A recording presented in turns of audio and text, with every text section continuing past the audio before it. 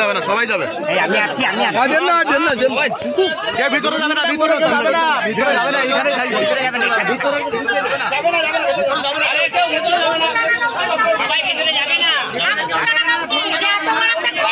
ভোটে গেল, আসামি ধরতে পারেননি আপনারা, তারপরে গেটে দাঁড়িয়ে আছেন, ঢুকতে দিচ্ছেন না, যা খুশি তাই গোটা পশ্চিমবাংলা একাকার করে দিচ্ছে, আর আপনারা দুষ্কৃতীদের আড়াল করছেন, আর গেটে ঢুকতে দিচ্ছেন না আপনারা, যা খুশি তাই শুরু করেছে, অপরাধীরা ধরা পড়ছে না, আর আপনারা তালা দিয়ে দাঁড়িয়ে আছেন, যারা লজ্জা করে না, অপরাধীদের বিচার চাইতে আসছে তাদের জন্য তালা মেরে রাখছেন থানায়। বসে আছেন।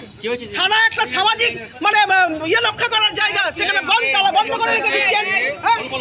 কি ধরনের না না, এরকম কেন করবেন? যা খুশি তাই।